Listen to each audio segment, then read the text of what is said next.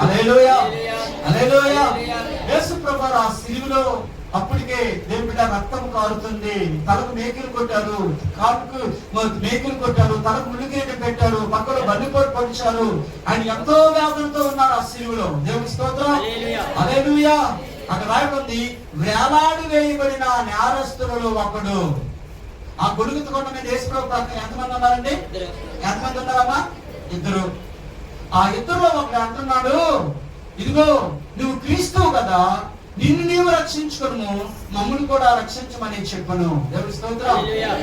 దేవుని చేస్తానండి, ప్రభు నువ్వు క్రీస్తువు కదా, కుంటోళ్ళు కాలిచ్చావు, గుడ్డోళ్ళు కళ్ళిచ్చావు, మోగవాళ్ళకు నోరిచ్చావు, చనిపోయిన వాళ్ళు బ్రతికించావు, వ్యాధిగ్రస్తులు స్వస్థపరిచావు, నిన్నెవరే రక్షించుకొని మమ్మల్ని కూడా రక్షించవచ్చు కదా. ఎందుకు ఇది? నువ్వు బాధపడుతున్నావు, మేము బాధపడుతున్నాం. హల్లెలూయా, హల్లెలూయా.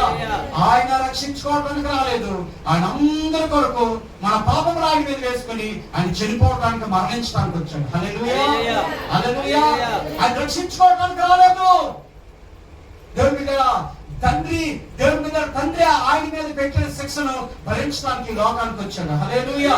జాగ్రత్తగానండి, ఈ యొక్క మొదటి దొంగ ఏం చేస్తాడంటే భౌతిక సంబంధమైన రక్షణ కోరుకుంటున్నాడు. హల్లెలూయా. నువ్వు రక్షించుకో, నువ్వు రక్షించుకొని మమ్మల్ని రక్షించుకోవచ్చు కదా, మన ముగ్గురు కూడా సిలువ మీద దిగి మన ఇంటికి మనం హ్యాపీగా వెళ్ళిపోతాం కదా, ఎందుకు ఈ బాధలు? హల్లెలూయా.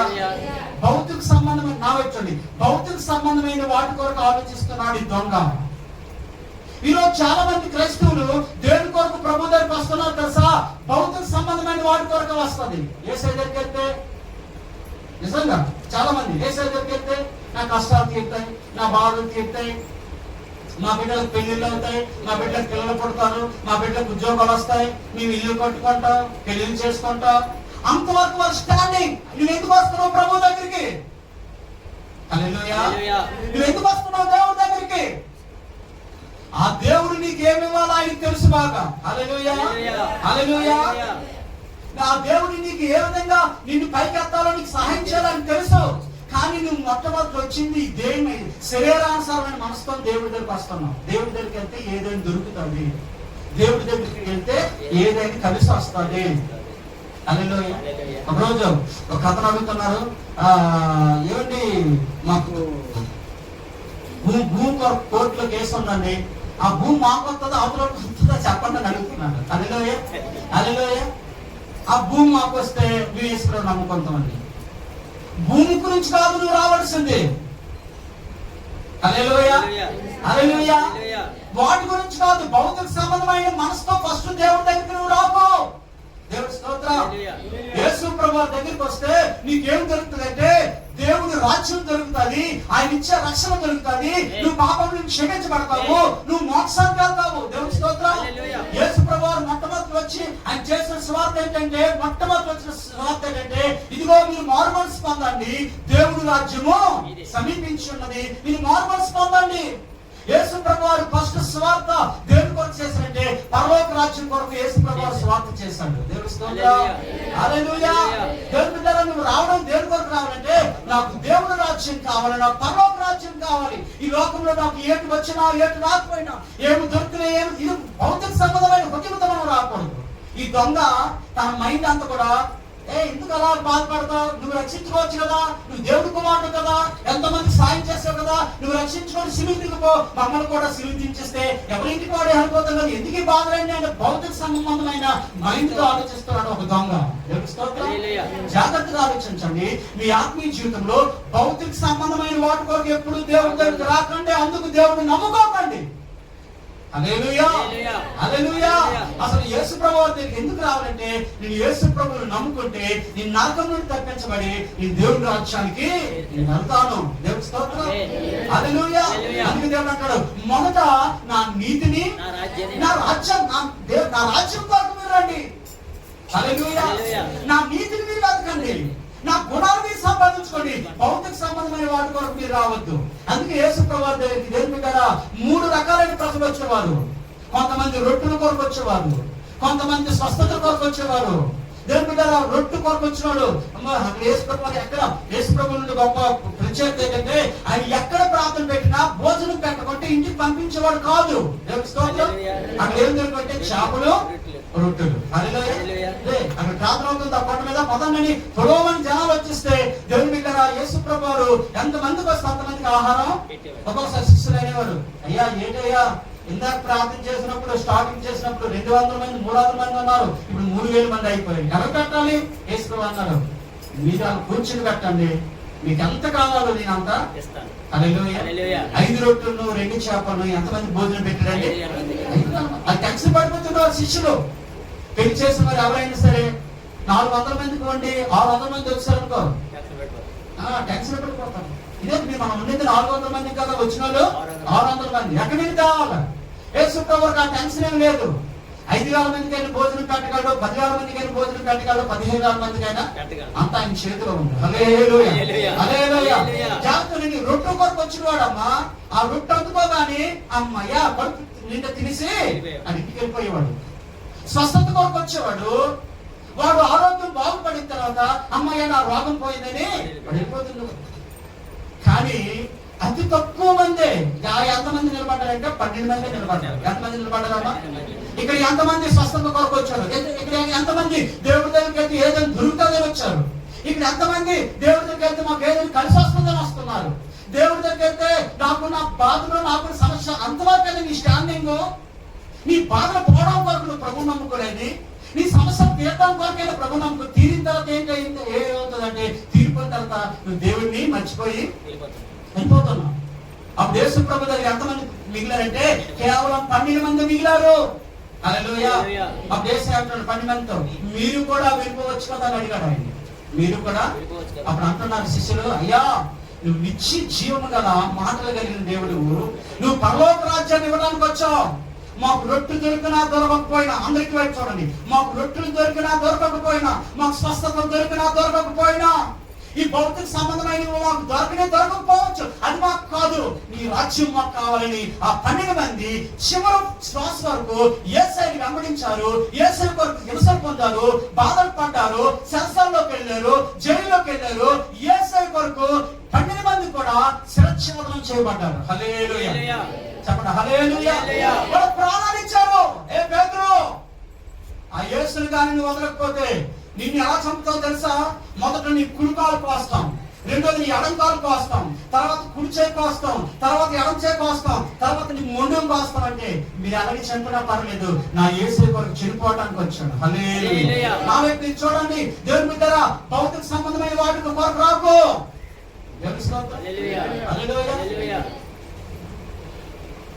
భౌతిక సంబంధమైన వాటి కొరకు రాకు. వాటి కొరకు వస్తే నీకేమి దొరకవు. నాకు ప్రభు కావాలంటరా, నాకు దేవుడు కావాలంటరా, నాకు దేవుడు రాజ్యం కావాలంటరా. ఈ భౌతిక సంబంధమైన మొదటిగా అదే అంటున్నాడు. ఎందుకు ఈ బాధలన్నీ? నిన్ను నీవు రక్షించుకుని మమ్మల్ని కూడా చూడండి. 2వ దొంగలో ఎన్ని అద్భుతమైన విషయాలు ఉన్నాయి. 4 విషయాలు కనబడతాయి. త్వరగా చూడండి. అయితే 40వ వచనం, అయితే 2వ వాడు వాడిని గద్దించి, నీవు అదే శిక్ష విధిలో ఉన్నావు కనుక దేవుడికి భయపడవా అని చెప్తున్న మాట ఏంటంటే, ఏంటి మూర్ఖుడు మాట్లాడుతూ మాట్లాడతావు? మనకి ఏ పేర్లు ఉన్నాయి తెలుసా? దొంగలం అని పేరు ఉంది. ఏం పేరండి? ఆల్రెడీ మనం ఎన్నో ఇంట్లోకి వెళ్ళి లేనిపోయిన బంగారాలు, డబ్బులు, లేనిపోయిన వస్తువులు దొంగతనం చేస్తే ఆ పిల్లతో ఆయన ప్రక్కన మనం సిలువ వేశాడు రా. కనీసం ఎంత తప్పు చేస్తున్నా కూడా ఆ ఇంత నీకు భయం లేదని, తప్పు చేస్తున్నా కూడా ఎంత భయం నీకు లేదా? చూడండి 2వ వాడు ఉండి ఎంత అద్భుతమైన మార్మనసుతో కూడా మాట్లాడుతున్నాడు. దొంగే కానీ అంటున్నాడు, ఇప్పుడు కూడా నువ్వు దేవునికి భయపడవా? దొంగే కానీ దేవుడు ఉన్నాడని, దేవుడికి భయపడాలని సంగతి ఆ దొంగకు తెలుసు. ఎంతమంది ఈ స్థలంలో ఉండేవారు దేవుడికి భయపడిన వాళ్ళు ఎంతమంది ఉన్నారు ఇక్కడ? దేవుడికి భయపడిన వాళ్ళు.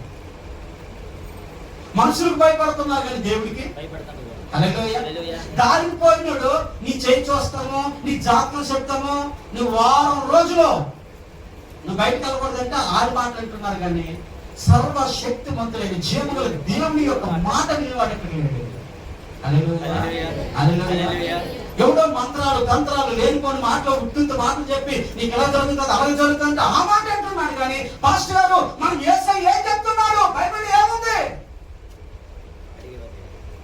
దేవుని భయపడేవాడు ఎక్కడున్నాడు? ఇల్లు దాటి గీతలు గుమ్మం దాటి రాకూడదు అంటే గుమ్మం దాటి రాకుండా అక్కడే ఉంటాను. గాలి తగ్గిపోయినా ఉక్కుపోయినా గమ్మున దానికి రావట్లే. దేవుని స్తోత్రం. ఒక మనిషి మాటకి అంత భయపడుతున్నావే, ఎంతలో కనబడి అంతలో మాయమైపోయి మనిషి మాటకి ఎంత భయపడుతున్నావే, నిన్ను సృష్టించిన దేవుడికి నువ్వు ఎంత భయపడాలి? హల్లెలూయా. నీకు స్వరూపం ఇచ్చిన ఆయన స్వరూపంలో నిన్ను చేసుకున్న దేవుడికి ఎంత భయపడాలి? నీకు విషయం చెప్పనా, నిన్ను శిక్షించేది ఆయనే, నిన్ను రక్షించేది కూడా ఈయన, యేసు ప్రభువే. దేవుని స్తోత్రం. హల్లెలూయా, హల్లెలూయా. నీకు మనుషుల మీద ఉండే నమ్మకము, తాయిత్తుల మీద ఉండే నమ్మకము, రక్షణ మీద ఉండే నమ్మకము యేసు ప్రభు మీద విశ్వాసం లేదండి ఇక్కడ. దేవుని స్తోత్రం. కళ వచ్చిందంటే ఆ కాలు తాడుకట్టు నా తాడు కట్టు, కాలుకే నా తాడు కట్టు. ఇంకో కాలు వచ్చింది, ఆ మెడకి ఇంకొక తాడు కట్టు. ఇంకో కాలు వచ్చింది, ఆ మొలకి ఇంకొక తాడు కట్టు. నీ తాడు కట్టుకొని పోవడమే. ఆ తాడు నిన్ను ఎక్కడ తీసుకెళ్తా తెలుసా? తిన్నగా నరకానికి తీసుకెళ్తా. దేవుని స్తోత్రం. నిన్ను రక్షించడానికి, నన్ను రక్షించడానికి, నిన్ను విడిపించడానికి, నన్ను విడిపించడానికి యేసు రక్తం ఉంది. చెప్పండి దేవుని నామమున. హల్లెలూయా, హల్లెలూయా, హల్లెలూయా, హల్లెలూయా. దొంగ అంటున్నాడు, అరే మనకైతే న్యాయమే, ఇది న్యాయమే. మనల్ని సిలువలో కట్టారంటే ఎందుకు తెలుసా? మన దొంగలం కాబట్టి. రెండోది ఆయన చెప్తున్న మాట అంటే, ఇప్పుడు కూడా నువ్వు దేవునికి భయపడవా? దేవుడికి భయపడు. దేవుడికి స్తోత్రం. హల్లెలూయా, హల్లెలూయా. దేవుని బిడ్డరా, దేవుడికి భయపడే వ్యక్తిని ఖచ్చితంగా దేవుడు ఆశీర్వదిస్తాడు. దేవుడికి స్తోత్రం. దేవుడికి ఎవడైతే భయపడతాడో, దేవునికి ఎవడైతే లోబడతాడో, దేవుడు చెప్పింది ఎవడైతే చేస్తాడో, దేవుడి స్వరానికి ఎవడైతే లోబడతాడో, దేవుడికి భయపడిన కుటుంబాన్ని దేవుడు ఆశీర్వదిస్తాడు. దేవుడి స్తోత్రం. మనుషులు చెప్పే మాటలకి, లోకం చెప్తున్న మాటలకి, వారు చెప్తున్న మాటలకి, వీరు చెప్తున్న మాటలు కాదు, దేవుడికి భయపడే వ్యక్తిని, ఈ జీవగల దేవుడికి భయపడే వ్యక్తిని, హల్లెలూయా, ఈ జీవగల దేవుడి వ్యక్తికి భయపడే వ్యక్తిని దేవుడు ఆశీర్వదిస్తాడు. హల్లెలూయా. దానియేలు, నెల రోజులు గాని నువ్వు రాజుకు తప్ప ఏ విగ్రహానికి కానీ, నీ దేవుడికి కానీ, ఇంక ఏ దేవుడికి కానీ నువ్వు నమస్కారం చేస్తే నీకు సింహాలు పోనీ కదా అన్నారు. హల్లెలూయా, హల్లెలూయా. నెల రోజుల వరకు నువ్వు ఏ దేవుడికి ఎవరికి మొక్కొద్దు. నా వైపు చూడండి, ఆ దర్యావేశ రాజుకే మొక్కాలని చెప్పారు. మనుషులు శాసనం పెట్టారు. దేవుడి స్తోత్రం. హల్లెలూయా. దానియేలు అనుకున్నాడు, నీకు నేను భయపడాలా, నా దేవుడికి నేను భయపడాలా? ఏం చేస్తావు? రాజుకి నమస్కారం చేయకపోతే నా సింహాల పనులు వేస్తావా? సింహాల పనులు వేసిన పర్వాలేదు, సింహాలను చంపించినా పర్వాలేదు, కానీ నా జీవగల దేవుడికి తప్ప ఏ నరుడికి కూడా నేను నమస్కారము. దానియేలు ఎవరికి భయపడ్డాడు? చెప్పండి, ఎవరికి భయపడ్డాడు? చెల్లి, దేవుడికి భయపడ్డాడు. ఆయన దేవుడికి భయపడ్డాడు. చెప్పాను దర్యావేశ రాజుగారు అని చూడాలి. దానియేలు అంత గర్విస్తే, నీ మాట అంటే కాపలేదు వాడికి. నీ మాట అంటే అది ఎవడో తెలుసా? యెరూషలేములో నుండి వచ్చిన ఒక యూదుడు, ఒక బానిస. వాడికి అంటే వాడికి కనీసం భయం లేదు, కాపలేదు. హల్లెలూయా. అలాంటి వాడికి ఎక్కడ వేయాలని మనసు సంతకం పెట్టారు మీరు? సింహాల బోన్లు వేయాలని. జాగ్రత్తగానండి, అది చెప్పినట్లుగానే సింహాల బోన్లు వేశారు. కానీ జాగ్రత్తనండి, దానియేలు దేవుడికి భయపడే వ్యక్తి. దేవుడికి భయపడ్డాడు, రాజుకు భయపడలేదు, మనుషులకు భయపడలేదు. సింహాలు దానియేలుని ఏం చేశాయి చెప్పండి? ఏం చేశాయండి? నిజం వాస్తవం చంపేయాలి కదా, వాస్తవం నాశనం చేయాలి కదా. దేవునికి భయపడే వ్యక్తిని ఖచ్చితంగా దేవుడు ఎటువంటి అపాయం రాకుండా, ఎటువంటి కీడు రాకుండా, ఎటువంటి నాశనం రాకుండా దేవుడికి భయపడే కుటుంబాన్ని, దేవుడికి భయపడే కుటుంబాన్ని దేవుడు రక్షిస్తాడు. నీతిమంతుల కుటుంబాన్ని దేవుడు రక్షిస్తాడు. నువ్వు దేవుడికి భయపడకుండా నువ్వు మనుషులు అలా చేయు, అలా చేయు, అలా చేయు, ఇలా చేయంటే వాళ్ళ మాట విని విని క్రైస్తవుడుగా ఒక దేవుని నమ్ముకొని చర్చికి వచ్చి ప్రార్థనకు వచ్చి నీకు నమ్మవలసింది ఎవరిని? నీ మళ్ళా చెప్తే ఏం చేస్తాడు? నువ్వు ఫస్ట్ ఈ దేవుని యొక్క వాక్యం ఏం చెప్తుంది నీకు తెలియదా? సేవకుని అడుగు. మాస్టర్ నాకు తెలియదు, సేవకుడు చెప్తాడు. ఈ వాక్యంలోని సిద్ధాంతాలు, ఈ వాక్యంలోను ముహూర్తాలు, ఈ వార్తలోను ఈ రోజు మంచిది, ఆ రోజు మంచిది లేదు, 365 రోజులు మంచిది. యేసు నామములో నువ్వు ఎక్కడ అడుగు వేస్తావు మంచిదే. అవి మంచి కాకపోతే అవి కూడా దేవుడు రాయించి, ఇన్ని విషయాలు దేవుడు రాయించిన దేవుడు అవి రాయించడండి, అది రాయిస్తాడు. ఇంత గొప్ప దేవుడు నమ్ముకున్నారు మన క్రైస్తవులు. పేరేమో ఆయన పేరు, చేసిన వాళ్ళేమో సాతాను అంటారు. ఇప్పుడు కూడా నువ్వు దేవుడికి భయపడవా? దేవుడికి భయపడే వ్యక్తిని, దేవుడికి ఏ నరుడైతే ఎవరైతే భయపడతాడో ఆ వ్యక్తిని సింహాలు కాదు కదా సుడిగుండాలైన ఏమి కూడా చేయలేవు. ఎందుకంటే దేవుడికి భయపడే వ్యక్తి చుట్టూ అంటాడు, అయ్యా దేవుడికి భయపడ్డాడు కాబట్టి దేవుడు అట తన దూతలను పంపించి దానియేలు చుట్టూ కాపలా ఉంచాడు అంట. దేవుడి స్తోత్రం. దేవుడికి భయపడితే నీ పిల్లల చుట్టూ దేవదూతలు కాపలా ఉంటాయి. నువ్వు దేవుడికి భయపడితే నీ ఇంటి చుట్టూ దేవుడు కాపలా ఉంచుతాడు. నువ్వు దేవుడికి భయపడితే నువ్వు వెళ్ళి ప్రతి స్థానంలో దేవుడి సన్నిధిని కాపాడుతూనే ఉంటాడు. దేవుడి స్తోత్రం. హల్లెలూయా. భక్తుడు అంటున్నాడు, నీవు దేవుడికి భయపడవా? మరొక మాట అంటున్నాడు, మనకైతే ఇది న్యాయమే. ఇంకొక మాట ఏంటంటే ఈ భక్తుడు ఒప్పుకుంటున్నాడు, మనం ఎవరో తెలుసు దొంగలం, మనకు సిలువ వేశారంటే న్యాయమే, కానీ ఆయన సిలువలో వేలాడదీయడం అన్యాయం. సిలువలో వేలాడదీయడం అన్యాయం. అక్కడ ఏం చెప్తాను తెలుసా, ఆయన ఏ తప్పు చూడండి దొంగలు ఎంత మార్పు వచ్చింది చూడండి చివరిలో. హల్లెలూయా. మనకైతే ఇది న్యాయమే ఒప్పుకుంటున్నాడు. ప్రభువా నేనైతే పాపినే, నాకైతే ఈ సిలువ కరెక్టే, నాకైతే ఈ సిలువ వేయడం కరెక్టే, నన్నైతే సిలువలో వేలాడదీయడం కరెక్టే. ఎందుకంటే నేను పాపినే ఒప్పుకున్నాడు. దేవుని స్తోత్రం. ఎంతమంది ఒప్పుకుంటున్నారు? హల్లెలూయా. హల్లెలూయా. కాబట్టి అతిక్రమంలో దాచిపెట్టేవాడు వర్ధిల్లుడు కానీ వాటిని ఒప్పుకొని విడిచిపెట్టేవాడు కనికరం పొందుతాడు. ఆ దొంగ కనికరం పట్టడానికి ఏంటంటే ఆయన ఒప్పుకుంటున్నాడు, నేను పాపిని ప్రభువాన్ని తండ్రి దగ్గర ఒప్పుకుంటున్నాడు. ఇది నా న్యాయమే. దేవుని స్తోత్రం. తర్వాత అంటున్నాడు, మనం చేసిన వాటికి మనం తగిన ఫలము పొందుచున్నాము కానీ ఇది ఏ తప్పిదము చేయలేదని చెప్పి. దేవుని స్తోత్రం. పక్కవాడు చెప్తున్నాడే, మన దొంగలవరా, మనం ఈ తాళ్ళతో కట్టడం న్యాయమే, ఈ సిలువలో వేలాడదీయడం న్యాయమే. దేవుని స్తోత్రం. ఆ దొంగ ఏం చెప్తున్నాడు తెలుసా తమ్ముడు, ఈయనలోనైతే ఏ తప్పిదము, చెప్పండి, ఈయనలో ఏ తప్పిదము లేదు. అబ్బా దొంగ చెప్తున్నాడండి యేసు ప్రభు గురించి. ఈ పరిశుద్ధుడు, దాంట్లో ఈ పరిశుద్ధుడు, ఈయనలో ఏ తప్పిదము లేదు. హల్లెలూయా. హల్లెలూయా. ఈ 4 విషయాలు చెప్పాను. నెంబర్ 1, ఆయన దేవుని బిడ్డరా, ఆయన ఏం చేస్తున్నాడంటే తాను మొట్టమొదటి దేవుని బిడ్డరా ఆయన అంటున్నాడు మనము దేవునికి భయపడాలని చెప్తున్నాడు. దేవుని స్తోత్రం. హల్లెలూయా. రెండోది, ఇది మనకు న్యాయమే, మనం పాపం చేసామని రెండోది ఒప్పుకుంటున్నాడు. ప్రభువా నేను పాపం చేశానయ్యా, ఇది నాకు న్యాయమేనా అని ఒప్పుకుంటున్నాడు. మూడోది ఏమంటున్నాడంటే, అయ్యా నేను ఏ తప్పుదము లేదయ్యా, నువ్వు పరిశుద్ధుడు అని ఒప్పుకుంటున్నాడు. దేవుని స్తోత్రం. హల్లెలూయా. నెంబర్ 1 దేవునికి భయపడ్డాడు దొంగ. నెంబర్ 2 తన పాపనని ఒప్పుకుంటున్నాడు. నెంబర్ 3 యేసు ప్రభువు పరిశుద్ధుడని ఒప్పుకుంటున్నాడు. 3 మాటలు త్వరగా చెప్తారా? దేవునికి చెప్పండి. దేవునికి ఎవరు? దొంగ. రెండోది తన పాపనని ఒప్పుకుంటున్నాడు, తన పాపనని.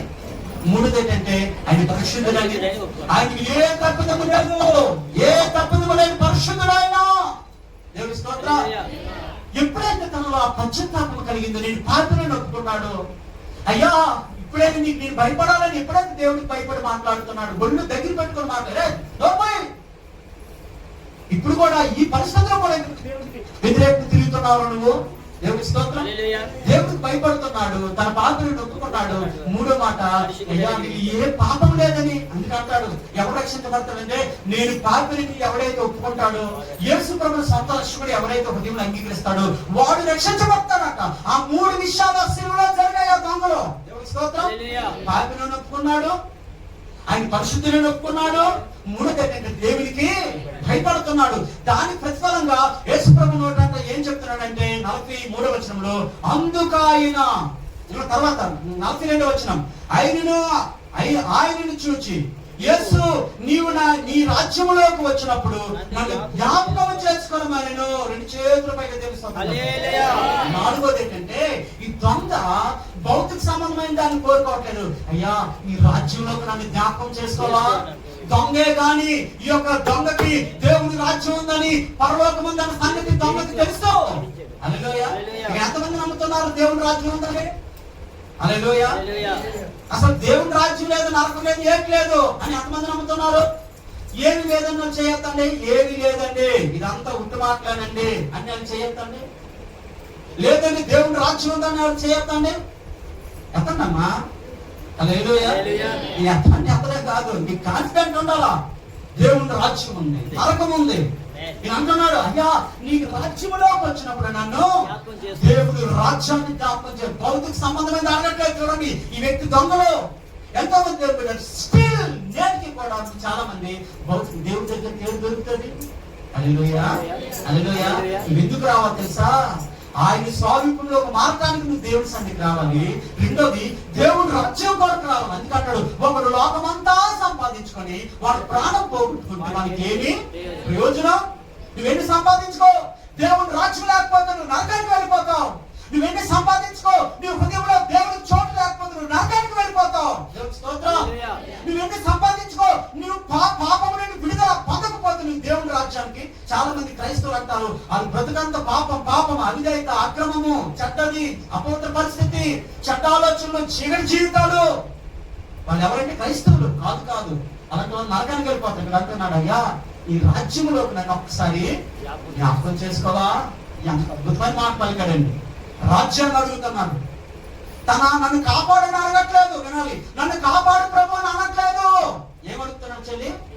ఈ రాజ్యంలోకి నన్ను ఒక్కసారి, విలువైన మాటండి, ఈ రాజ్యం కావాలయ్యా, నన్ను కాపాడనట్లేదు. ఈ మొదటి దొంగ అయితే నన్ను కాపాడంటున్నాడు, ఈయనైతే నీ రాజ్యం కావాలన్నాడు. దేవుడు చూడండి, ఇద్దరు శిలువలను ఉన్నారు, ఇద్దరు దొంగలే.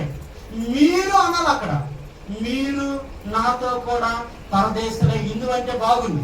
అక్కడ ఏమన్నాడు చూడండి, అందుకు ఆయన వాడితో నేను నీవు. మరొక సంగతి ఏంటి? హల్లెలూయా, జాగ్రత్త. మీరు అనాలి.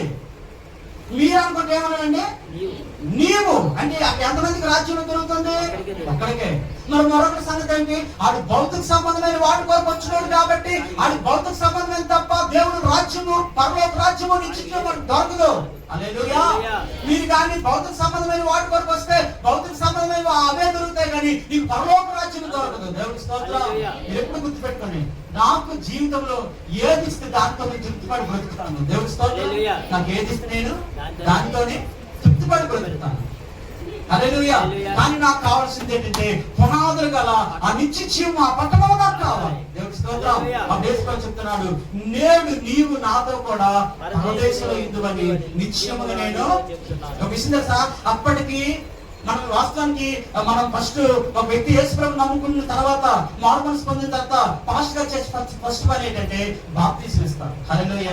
ఆయనకి బాప్తీసం లేకుండానే దేవుని యొక్క సిలువలో మారుమనసు పొందితే అంటాడు. అందుకే చెరగా తీసుకెళ్ళిపోయాడట. ఆయన ఆత్మను దేవుడి రాజ్యానికి ఆయన ఏదైనా చేయగలడు.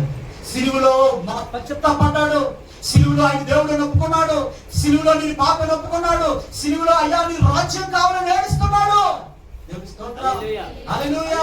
దేవుని పెట్టారా, ఆయనతో పాటు ఆ దొంగను కూడా ఆయన రాజ్యంలోకి తీసుకుని వెళ్ళాడు. దేవుని స్తోత్రం.